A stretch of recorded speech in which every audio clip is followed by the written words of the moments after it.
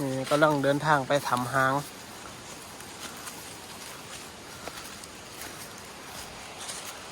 มาทั่ว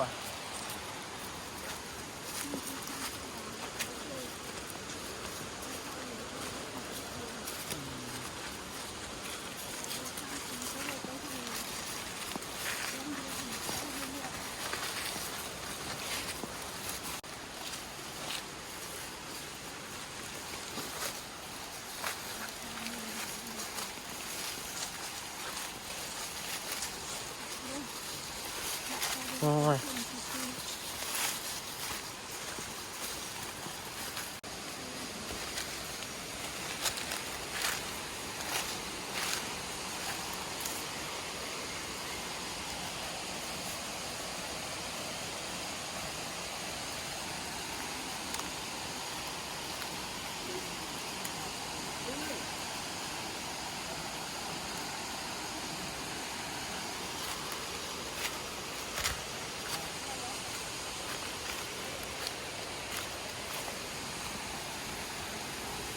ยังตัวถือยังน่ะอันนี้อ่ะไฟวะโอ้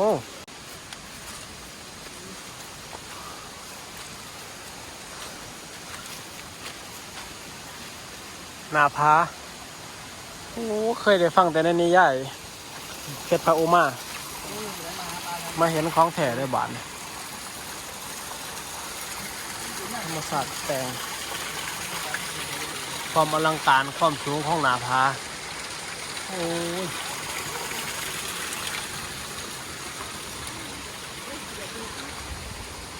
กินน้ำได้ปะนั่นเนี่ยมันเปื้อนเหรอมันมีร้านคนอยู่เนี่ยอ๋อ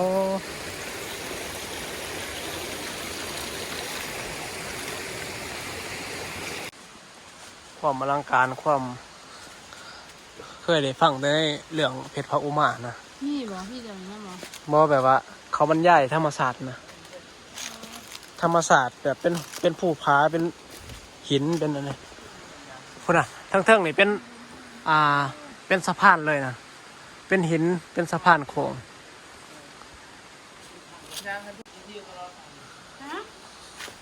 จะเที่ยวมากรถเลยเด้อจะย่างไม่ทันเลย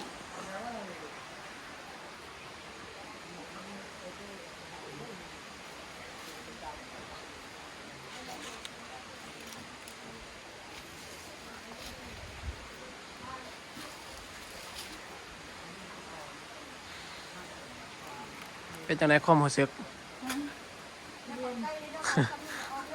เหมือน ถ้าเขาใกล้แล้วก็ต้องมีเท่านั้นมาไกลๆนะสาวนะ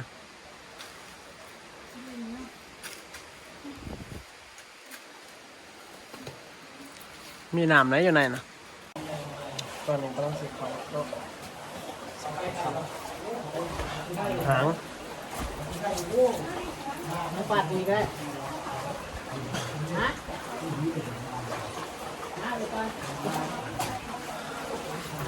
บรรยากาศข้างในแซกกระบองมาบรรยากาศข้างในขณะเดินทางเรามาสู้มาเลยให้ในทำ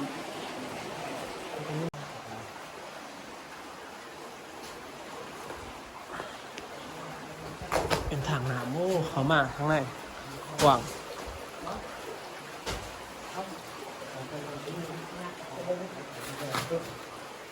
ดิบใช้ตัวใดเรื่องรอตัวเลยไม่ใช่ทุกคนนี่ใช่ไหมมากดธรรมดามันบอกเหมือนกันไปนั่นเรื่องนี้ก่อนเมื่อกี้มีป้าในโอ้ป้าในคือข้ามเนี่ยข้ามนี่แหละ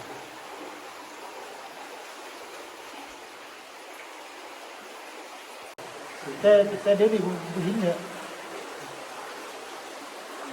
คือดีดีความงาม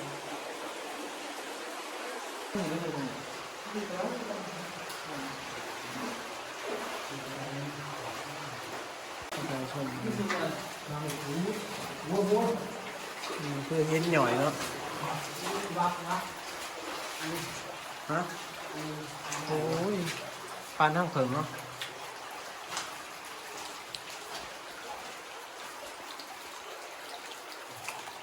มันที่คงกว้างด้วยเลยของคนจริง โอ้ยเขามาถึงแห่งกว่างเนาะ คงกว้างที่นี่มีแต่ช้าละมีแต่เก่ง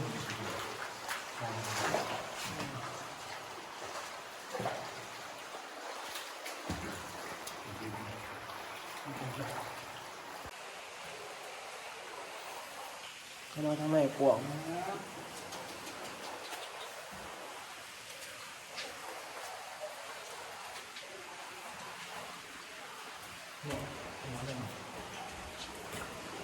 เขาไปเลือกไรเว้ยเขามาทางไหนแห้งกว่าง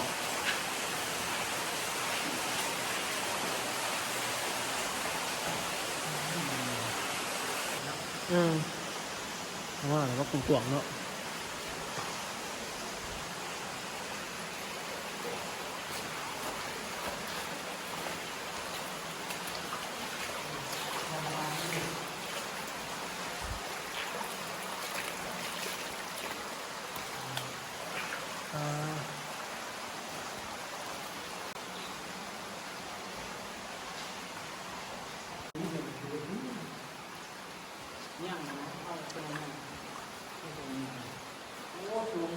ปืนเราไล่ว่าผมว่าดีเลยฮะปืน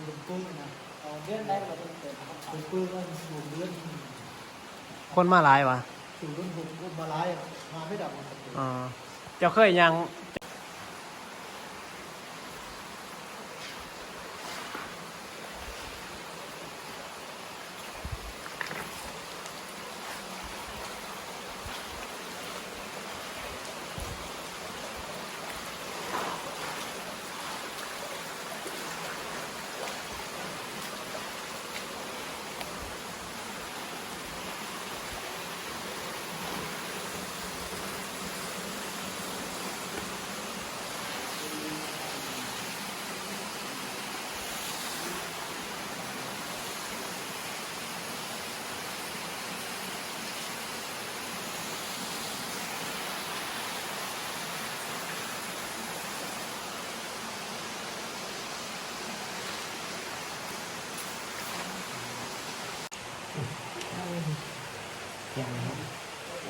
ก็ยิบยับยิบยับเลยในกล่องเลยไหมมาเบิ่งไหม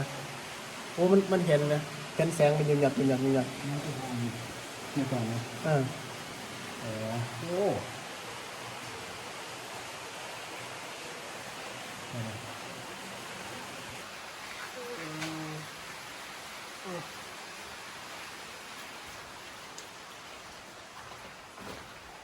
อลังการงานสร้างเนาะ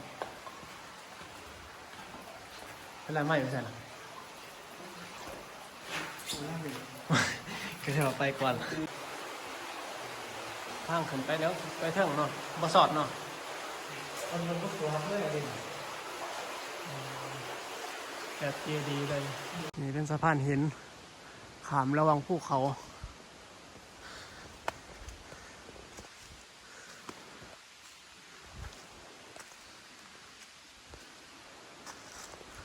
ขามไปนี่เป็นหยังเนี่ยขามไปฟังนี่เป็นหมู่บ้านเหรอ ยังไปประมาณทำให้มันแบบหินหวานนี่ อืม เขาเที่ยวทั้งในสมุบาน เมื่อกี้เขาเที่ยวทางนี้เนี่ยไปเรื่อย รัดเลยนะขอบอันนี้ จับใหม่อีกวะเอาใหม่ด้วย เข้าไปบ้านนะขอบเรียกขอบกลาง นี่เป็นประเพณีเนาะประเพณีที่ชาวบ้านถือกันมากคือก่อนสิเขามาในเขตธรรมเนี่ยก่อนสิเขาทั้งก่อนสิเขาหรือก่อนสิออกเนี่ยจะนำใหม่มาขอบมาวางคิดเบิ่งว่าจะมีจักคนที่ผ่านเข้ามากองนี่คือกองใหม่เบิดปีที่ หลายปีแล้ว กองไว้หลายปีละมันจะรุ่น แล้ว10 ปี ผู้รุ่นย่าคนละ ตัวมัน ตอนนี้กำลังเดินทางกลับ คนมีขับเลยคือจิ๊บเลย โอ้ยก็ซื้อครับฮะว่าเป็นต้นเผาอ่ะโอ้ต้นเตาต้นเตาเนาะ คอยเลยต้นนี้ในสารคดีนะเขาเอาไปเก็บแฝงอยู่นะ